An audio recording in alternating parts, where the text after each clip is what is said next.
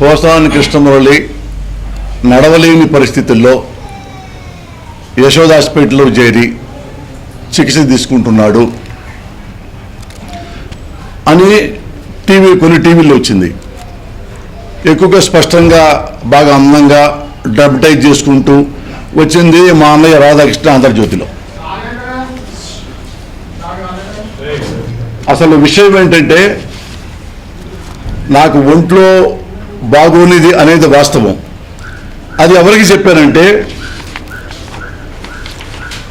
ఇగో Andhra Pradesh election ఆఫీసర్కి నేను letter రాశా.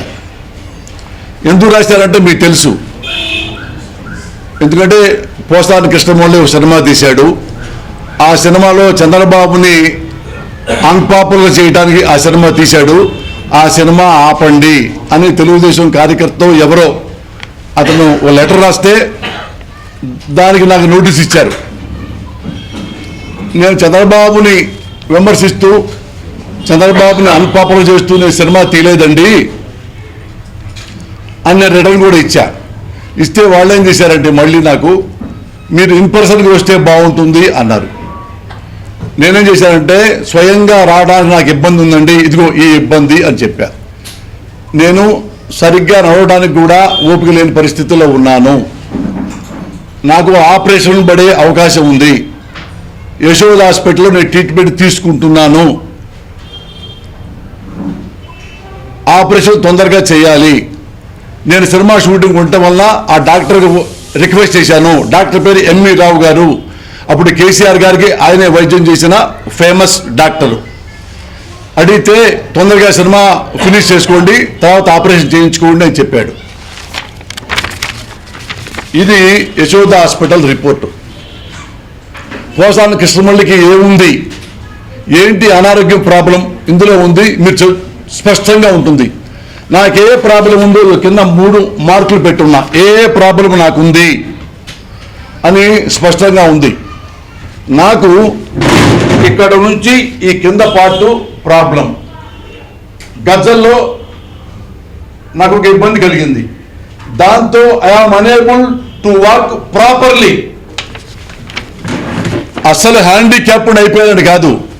దీనికి ఏమన్నానంటే డాక్టరు ఆపరేషన్ చేయించుకుంటే తగ్గిపోతుంది. నేను రిక్వెస్ట్ మీద దాన్ని 20 రోజులు వాయిదా వేసుకున్నా.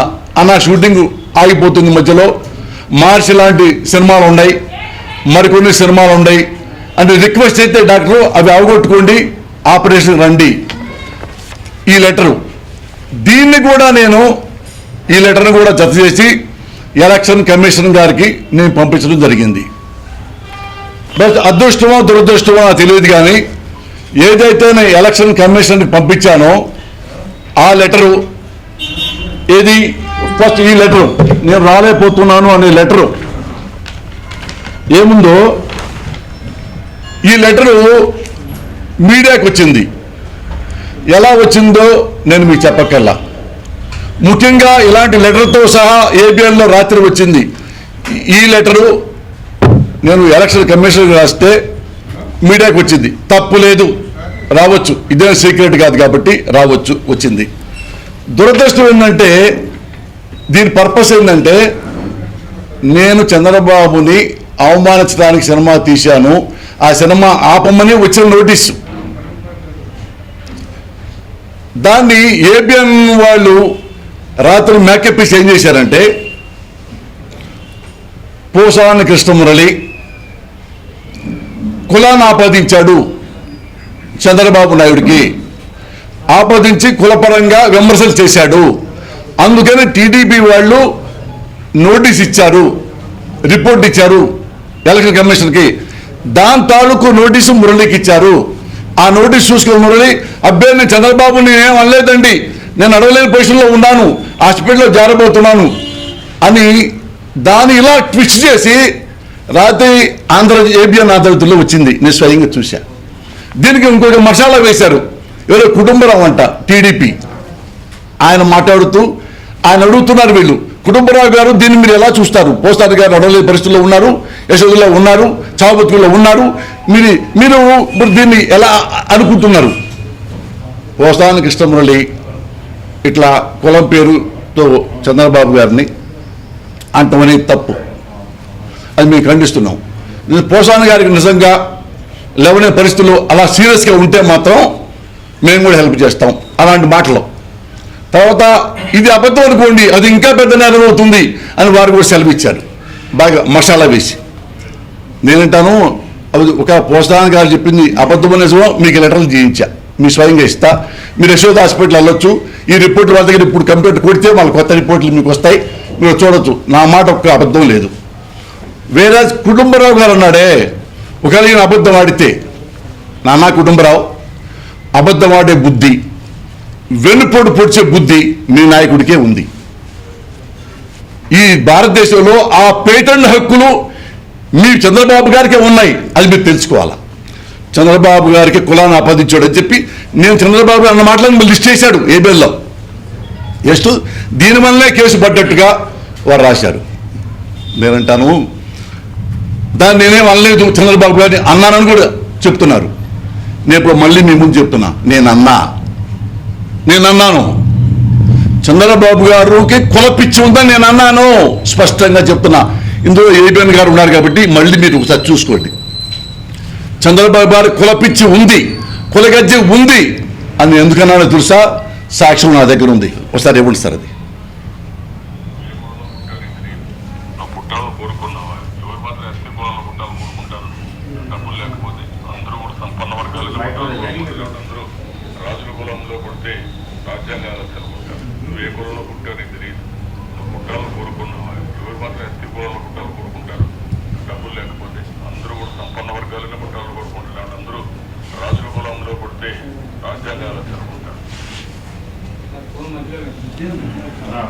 మరోసారి రిపీట్ చేయండి. ఆడే పెంచండి బాగా. కోరుకుంటారు, డబ్బులు లేకపోతే అందరూ కూడా సంపన్న వర్గాలనే పుట్టాలని కోరుకుంటారు. అందరూ రాజుల కులంలో పుడితే రాజ్యాంగం వెళ్ళొచ్చు అనుకుంటారు. నువ్వు ఏ కులంలో పుట్టావు నీకు తెలియదు, నువ్వు పుట్టాలని కోరుకున్నావా? ఎవరు మాత్రం ఎస్టీ కులంలో పుట్టాలని కోరుకుంటారు, డబ్బులు లేకపోతే అందరూ కూడా సంపన్న వర్గాలనే పుట్టాలని కోరుకుంటారు. అందరూ రాజుల కులంలో పుడితే రాజ్యాంగం వెళ్ళొచ్చు. రెండో క్లిప్ ఇవ్వండి. ఇది టీడీపీ అధినేత మాట్లాడిన మాటలు, ఆ వాగుడు, టీడీపీ నాయకులు వాగే వాగుడు కూడా మీరు ఒకసారి వినిపిస్తా.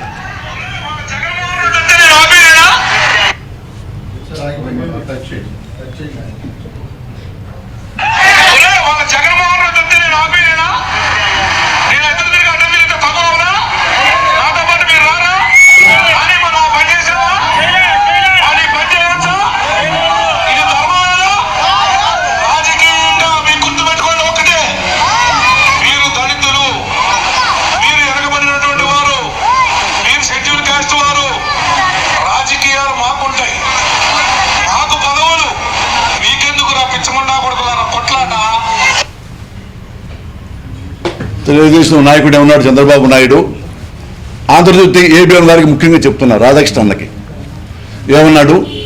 ఎస్టీ కులంలో పుట్టాలని ఎవరైనా కోరుకుంటారా? అగ్రవర్ణాల్లో పుట్టాలని కోరుకుంటారా? కానీ అంటే ఎస్టీ కులంలో పుడితే వాళ్ళు మనుషులు కదా, దళితులు మనుషులు కదా, కమ్మవాడు కూడా మనిషా? నువ్వు కమ్మవాడు కాబట్టి నువ్వు అగ్రవర్ణం వాడివా? ఎవరైనా కర్మ చండాలత్వం కానీ జాతి చండాలత్వం కాదు, కర్మతో వాడి వెదవుతాడు తప్ప కులంతో అవ్వడు.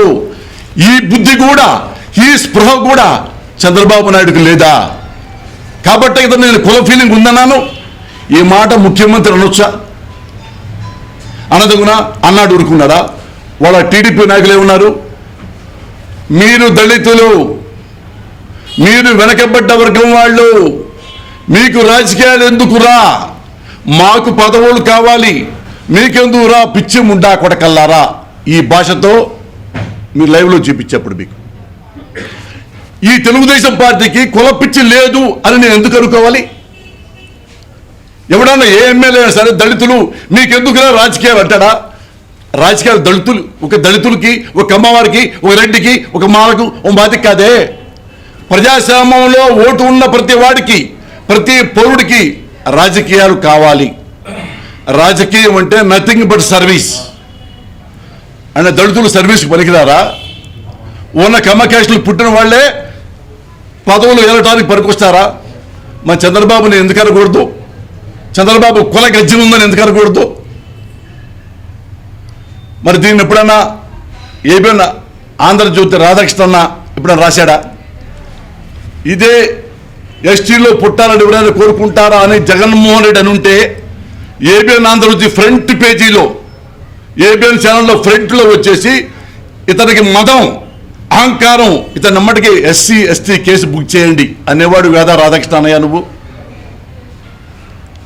నేను ఆనందానికి రెండు కలిపి ఆపాదిస్తావా? నేను కులం గురించి నేను మాట్లాడితే నా మీద రిపోర్ట్ ఇచ్చారా? ఆ రిపోర్ట్ నాకు వచ్చిందా? ఆ నోటీస్ నాకు ఇచ్చారా? ఇదా నువ్వు రాస్తావు?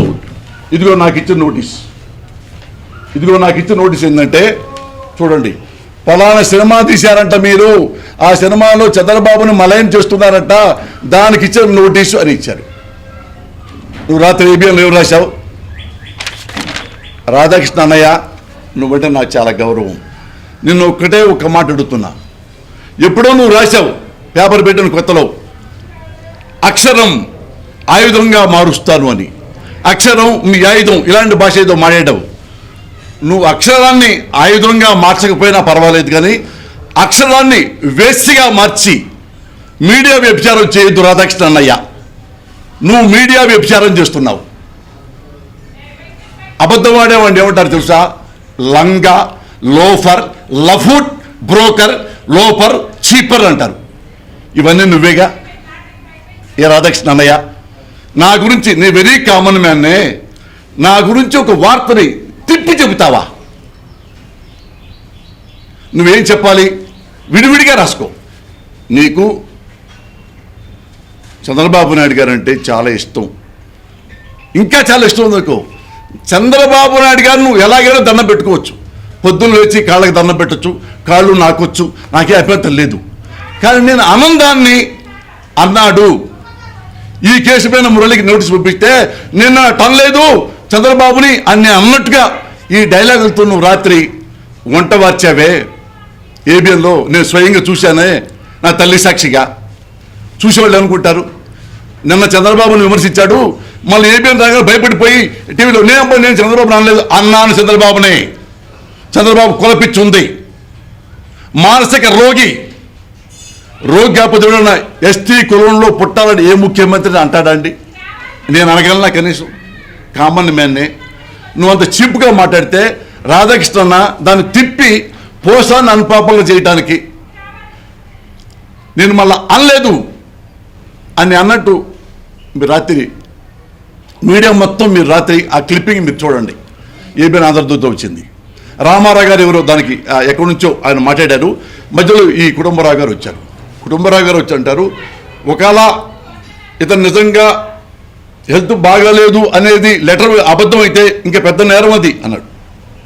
అరే నానా, గుర్తుపెట్టుకో, చంద్రబాబు కాళ్ళు నాకుతూ ఒక నామినేటెడ్ పదవి కోసం వెంట తిరిగి నామినేటెడ్ పదవి తెచ్చుకొని చంద్రబాబు కాళ్ళు పిసుకుతూ విలువలు దిగదార్చుకుంటూ బతుకుతున్నా వాళ్ళలా కాదురా బాబు. నేను ప్రతి పైసా నా కష్టంతో సంపాదించుకున్నవి. I'm a clean person. ఎప్పుడు అబద్ధం ఆడను, ఆడితే మీడియా ముందు ఒప్పుకుంటా. మీడియాలో ప్రతి ఒక్క జర్నలిస్ట్కి, ప్రతి ఒక్క రిపోర్టర్కి, ప్రతి ఒక్క కెమెరామ్యాన్ కాళ్ళకి దండం పెట్టి మరీ క్షమాపణ చెప్తా. అది నా క్యారెక్టర్. రాధాకృష్ణ నీది ఆ క్యారెక్టర్ కాదు. నువ్వు లంగావి, నువ్వు లఫూట్ గాడివి, నువ్వు చిల్లర గాడివి. ఎంత చిల్లర గాడో చెప్పమంటావా? అన్యాయంగా కామన్ మ్యాన్ అమ్మిన అంత అబద్ధం ఆడాల్సిన అవసరం ఏంటి నీకు?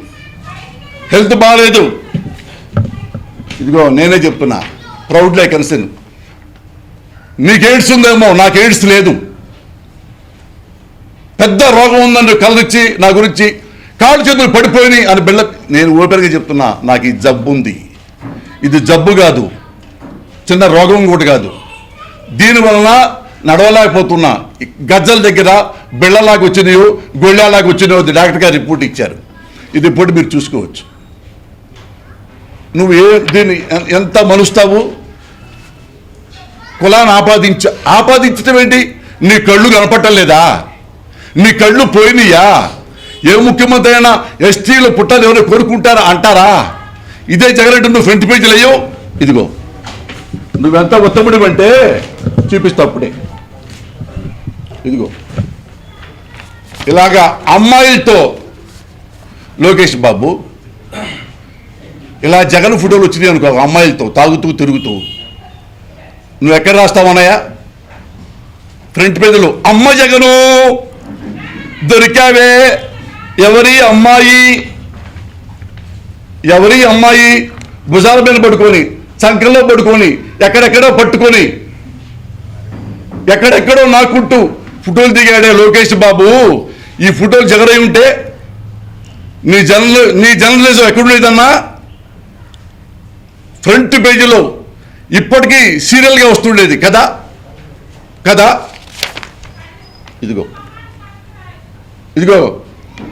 నువ్వు బాగా ప్రేమిస్తావే లోకేష్ బాబు, ఇదిగో ఆడాలు నడికేసి తిప్పుకుంటున్నాడు. ఇదిగో చెస్ట్ ఆడించుకొని బ్రాసలో ఉన్న అమ్మాయితో మనవాడి ఫోటోలు. ఏం చేస్తున్నాడు? శివస్తోత్రం చదువుతున్నాడు అమ్మాయిలతో, భజన చేస్తున్నాడా? ఓం నమ శివాయ అని. ఈ ఫోటోలు రాధాకృష్ణ ఇందులో జగన్ ఉండుంటే ఇప్పటికీ నువ్వు డైలీ దాని పక్కన వేస్తుండేవాడి. నీ ఆంధ్రజ్యోతి ఎలా వెడ్డింగ్ ఉందో దాని పక్కన ఎప్పుడు పర్మనెంట్గా సీరియల్ జగన్. అమ్మ జగను నువ్వు తాగుమోతూ కూడానా? అమ్మ జగన్ నువ్వు తిరుగుమోతూ కూడానా? అమ్మ జగన్ నువ్వు ఇలా కూడా చేస్తావా? అమ్మ చంద్రబాబు ఎస్టీని ఇలా అంటావా? అనగలిగావా నువ్వు? నీ దమ్ముందా? అనవు. నువ్వేమని చేసుకో, నువ్వు మీడియాతో వ్యభిచారం చేసుకో, నాకు సంబంధం లేని మ్యాటర్. మిగతా మీడియా వాళ్ళు చూసుకుంటారు, ప్రపంచం చూసుకుంటుంది. బట్ నా జోలికి రాకు.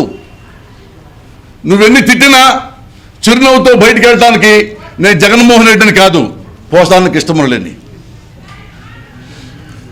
నాలో తిట్లు మానే కాదు, డాబర్ మ్యాన్ కూడా ఉన్నాడు. బుద్ధి తెచ్చుకో, సిగ్గు తెచ్చుకో రాధాకృష్ణ. నీ బతుకు నువ్వు బతుకు, నీ ఎంగిలి బతుకు నువ్వు బతుకు. నాలాంటి వాడి జోలికి రావద్దు అని రిక్వెస్ట్ చేస్తున్నా. ఎవరుంటే అడగండి.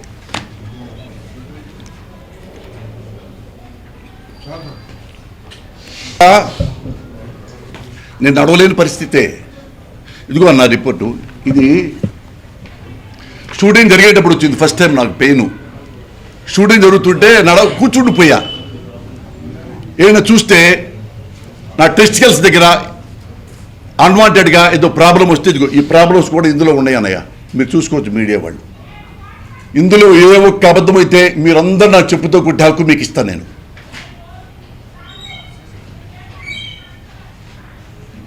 తప్పేం కాదు, ఎవరికైనా జబ్బులు వస్తాయిగా.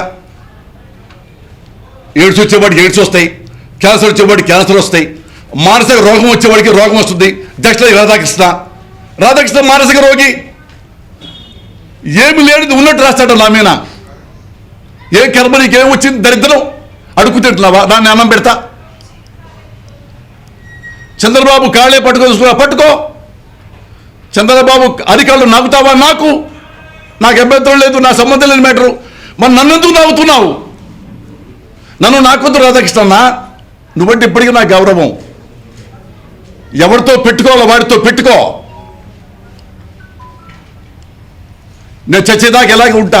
నన్ను ఎవడో భయపెట్టలేడు. ప్రిపేర్ అయి ఉన్నా. నా చావు పలానా వాడి చేతిలో రాసి ఉంటే అది జరిగిపోద్ది. నా చావు ఏబిఎన్ ఆంధ్రజ్యోతి రాధాకృష్ణ చేతిలో ఉందనుకో, దేవుడు రాశాడనుకో, అలాగే చస్తా. ఎప్పుడో చస్తారని ఇప్పుడుంటే చస్తూ బతుక రాధాకృష్ణ నీలాగా.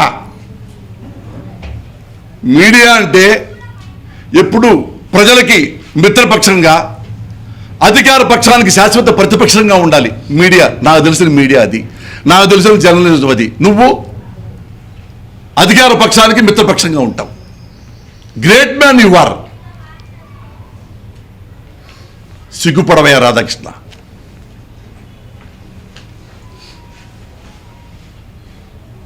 అన్న ఎవరైనా అడగదలుచుకుంటే అడగచ్చు, లేదంటే సెలవు.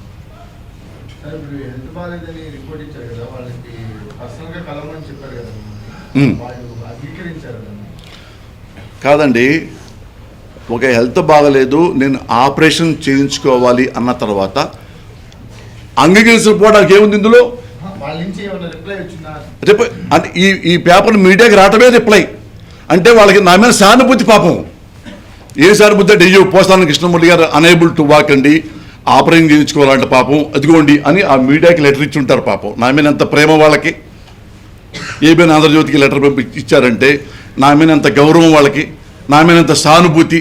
అవును, పోసాని కృష్ణమూర్తి ఎవరైనా తగ్గిన తర్వాత ఆపరేషన్ చేయించుకున్న తర్వాత బాగా ఆరోగ్యంగా ఉన్నప్పుడే కదా వెళ్ళి కలుస్తాం ఎవరినన్నా. కోర్టు కూడా ఎవరైనా అలాంటి ఫెసిలిటీ ఇస్తారు కదా. ఇందులో అంత ఫెసిలిటీ కూడా ఉండడానికి ఏముంది? నేనేం దొంగతనం చేయలేదే, వ్యభిచార గృహం నిర్వహించడం లేదే. ఎవరో ఒకటి తప్పుడు వార్త ఇస్తే అన్నా అది తప్పుడు వార్త అని కూడా నేను లెటర్ పెట్టాను. మిగతా ప్రూఫ్ ఉంటే చెప్పండి, ఇప్పుడే వస్తానని చెప్పాను. అది ఎలక్షన్ కమిషన్ దగ్గర ప్రూఫ్ లేదు, నా మీద రిపోర్ట్ ఇచ్చిన వాడి దగ్గర ప్రూఫ్ లేదు. ఉంటే వాళ్ళకి నేను పాదాభివందనం చేస్తా, ఛాలెంజ్ చేస్తున్నా మీడియా ముందు.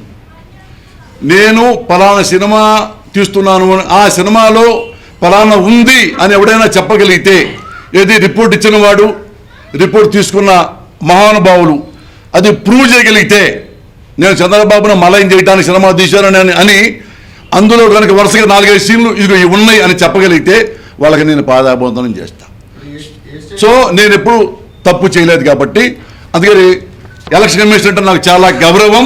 ఆ గౌరవంతోనే నా పర్సనల్ రిపోర్టర్ కూడా పంపించా.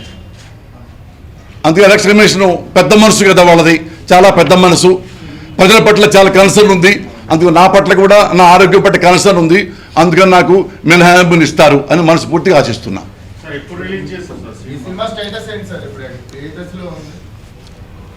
సార్ నేనే చూడలేదన్నా ఇంతవరకు. మరి రిపోర్ట్ ఇచ్చిన వాడు ఎలా చూసాడు నాకు తెలియదు. నాకు ఐడియా ఉంటుంది అంటే ఫస్ట్ కాపీ వస్తే పర్ఫెక్ట్ ఐడియా ఉంటుంది ఎవరికన్నా. ఏం తీసాము, ఏమున్నాయి, ఫ్లో కరెక్ట్గా ఉందా లేదా, ఈ జెండాలంగా ఉందా, ఆడుద్దా ఆడకపోవచ్చా అని ఒక నిర్ణయానికి వస్తాను నేను. కాపీ రేపో ఎల్లుండో వస్తుంది. ఎవ్వరు చూడలే సినిమా. మా పాపం మా ప్రొడ్యూసర్ కూడా చూడలే సినిమా, కథ విన్నాడు తప్పితే.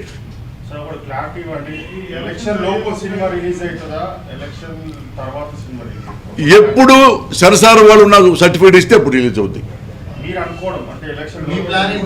నేను అట్లా కోరుకోవట్లేదండి. నేనే కోరుకుంటానంటే నేను ఈ సినిమా ప్రజల కోసం తీసా. ప్రామిస్లీ ఐఎమ్ టెల్లింగ్ యూ, మీరు కూడా చూస్తారు రేపు.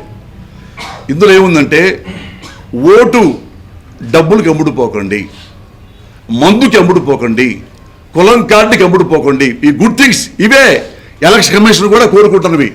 ఎలక్షన్ కమిషన్ ఏమేమి కోరుకుంటున్నారు అవే సినిమాలో ఉంటాయి. నేను ఎలక్షన్ కమిషన్ వాళ్ళకి సపోర్ట్ చేస్తూ తీసిన సినిమా ఇది. వాళ్ళు ఆ సినిమా చూస్తే నన్ను చాలా ఆనందపడతారు, నన్ను అభినందిస్తారు ఎలక్షన్ కమిషన్ వాళ్ళు. మేనిఫెస్టో గురించి చెప్పారు. ఎవరైతే మేనిఫెస్టోలో వాగ్దానాలు చేశారో అవన్నీ నెరవేర్చాలి. నెరవేర్చిన వాడు రాజకీయ సన్యాసం చేయాలి. గొప్ప పాయింట్ కదా అది. ముందే మీకు చెప్పా, చంద్రబాబును విమర్శించడానికి, అన్పాపులర్ చేయడానికి సినిమా తీయాలా? చంద్రబాబు గురించి ఎవరు తెలియదు? మా అన్న రాధాకృష్ణ ఇంకా బాగా దగ్గర తెలుసు. అదే మా అన్న మన చంపుకొని బతికేస్తున్నాడు, వేరే మ్యాటర్, మనకు సంబంధం లేదు ఇది. అది నా గురించి వచ్చాడు కాబట్టి, నన్ను గిల్లాడు కాబట్టి నేను గిచ్చుతున్నా. నువ్వు నాకు గిచ్చావనుకో నేను కొరుకుతా, నువ్వు కొరికావనుకో నేను పాకుతా, నువ్వు కూడా పాకుతున్నావు అనుకో ఇంకెక్కువ పాకుతా. నాతో పెట్టుకో మాకు, ఎందుకంటే నేను ఎదవను కాదు. ఎదవ గురించి పెట్టుకో, నేను ఎదవను కాదు రాధాకృష్ణ అన్నయ్య. మళ్ళీ చెప్తున్నా, ఓ కుటుంబీకుణ్ణి, గౌరవంగా బతికేవాడిని. నువ్వు నీ మీడియా నీ చేతిలో ఉందని, 2 ఛానళ్ళు, ఒక పేపర్ ఉందని ఫుట్బాల్ ఆడుకుందాం అనుకుంటే అంతకంటే ఎక్కువ బాల్తో కొడతా. నాకు అంతకంటే పెద్ద బాల్ ఉంది. మళ్ళీసారి రిక్వెస్ట్ చేస్తున్నా, నా మీద తప్పుడు వార్తలు రాయొద్దు. నువ్వు రాష్ట్రంలో రెగ్యులర్గా రాజకీయ నాయకులు బ్లాక్మెయిల్ చేస్తూ, వీడు బీసీల గురించి, ఎస్సీల గురించి తిడుతూ రాస్తుంటావే, బడుగు నేతలా బాడుగు నేతలా అని. అట్ట నా గురించి రాయకు. తప్పుందా రా, మీ ఛానల్ పంపించు. నువ్వు పలానా తప్పు చేసావు, ముందు పెట్టు. నా వ్యక్తిగత జీవితం నీకొద్దు. ప్రజా జీవితం ఉందా? నేను బ్యాంకులను మోసం చేశానా, భూ కబ్జాలు చేశానా, గవర్నమెంట్ మోసం చేశానా? ఉంటే చెప్పు, తప్పేం లేదు. మీడియా నీకు హక్కు ఉంది, మొరల్గా కూడా హక్కు ఉందని నేను చెప్తున్నా. నేను తప్పు చేస్తే ఎలా నువ్వు మీడియాను వాడుకుంటున్నావో, నువ్వు తప్పు చేస్తే అలాగే నేను మీడియాను వాడుకుంటా. అది కూడా గుర్తుపెట్టుకో.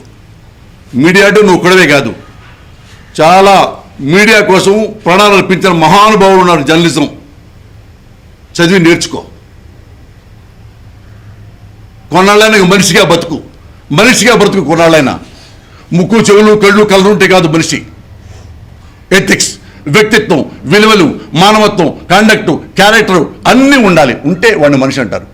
అవి ఏ పాళ్ళు నీ దగ్గర ఉన్నాయో నువ్వు క్వశ్చన్ వేసుకో, నీకు ఆన్సర్ దొరికిపోతుంది. సినిమాలో నువ్వు విమర్శించావంట అని వచ్చిన నోటీస్, అంతే తప్ప నువ్వు కులం పేరుతో దూషించావంట చూపిస్తున్నా. ఇది మళ్ళీ చూపిస్తున్నా.